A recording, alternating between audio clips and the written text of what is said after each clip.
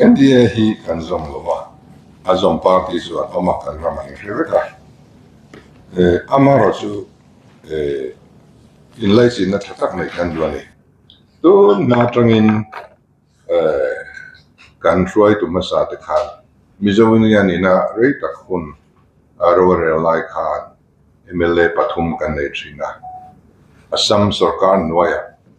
Congress Legislature Party anjuk zom mai thina anjuk ruling ve mai ni tisuan kan kalde urenga tin parliament apo Mizawinian MP te khan ruling parliamentary party ka anjuk zoma pusa bronga te po a parliamentary secretary te hiel te anjuk ni vet hi pa tiang khanin tun ma zong ka chuan national party kan raman omlo bang khan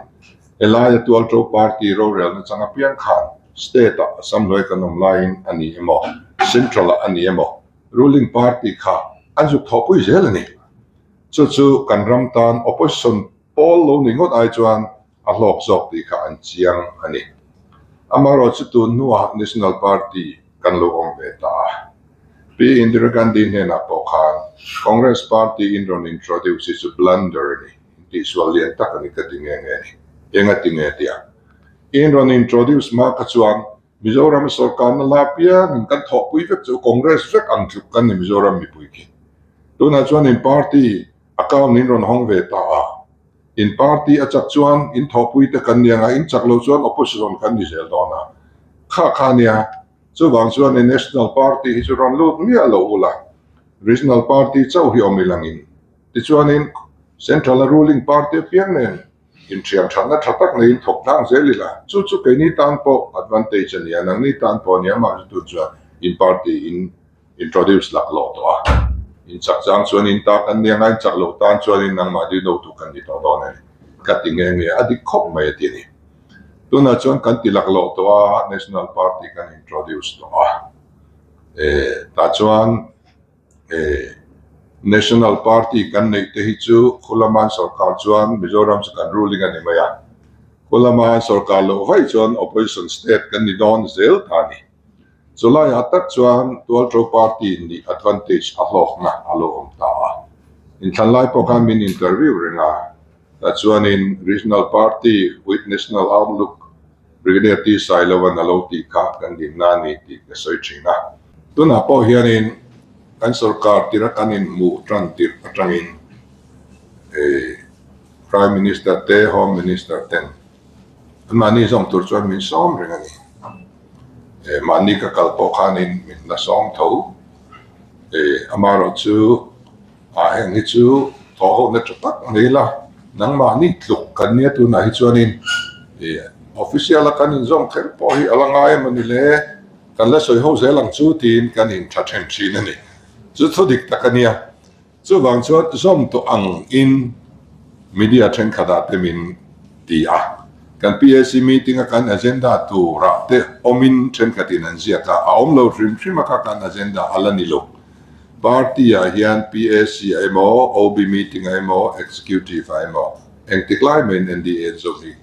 kan la da ngai lo chu kan dit mun amaro chu CAD si lampang chu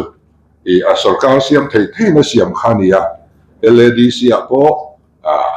ain halbert turangai MNF le congress sarkar tu nan siam tlang ve maya sota amara te po khan ani thin kha tu ma khanin chu tiang deuh chuan tu na hian ZPM in MDC Papua kan neya annin BJP som pakhat som nge ni som pakhat nge ni chu tiang chu an neya ti chuan amalin ka sarkar thailo ve ni tlatana kan thotlan mai lo chuan in kong dang om lo ba chu wang chuan in ruling ni mai ve na khania opposition ni mai thei ve po ka kan nia chu wang chuan in solama an lo in sui rema an manin rem ruat na an lo siama yang chuan in raman nan siama fel takin in rem toning ka ria chuan governor ne nan thenanga ka chu akal tlang mai tura khangai hi in kai noina nei mi alowa then khatin kai noi ti ram an tuma in kai noi na anei lo je chu sang ni le som ni le palia PSC nei chu lo ngai to dai to ni kum ni kalta khan along ngai to dai to a ti chuan vai na ma sa chu mi no PSC meeting ya ngai to nom le a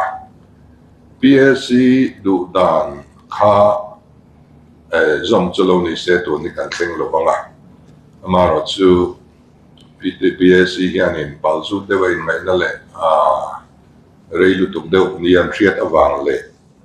kan MZP te le MSU te meu poina onon chua ve ta khial bok awang khan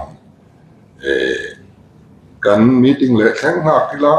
emi thlenga thil kan du dana kal lo chuan a department hi chief minister in lamai se dik kha PSC tu tluk na ni ta chu te chu party mi kania party tu om tu kania party siam kania party fin kania party tu chu koi tu ni a top tu te han six soi deu ten du a chu PSC du dan chuan ni a chu ti ni ta se chuan a department siam mina changro se ti chu PSC thu le la ti ra chuan ani lo top tu mal transfer chung chang sia kha PSC demand ani ama chu kakatia omlo radio ta awang khan a department ne lo hianin siam hian changro se anti phata ni berin alang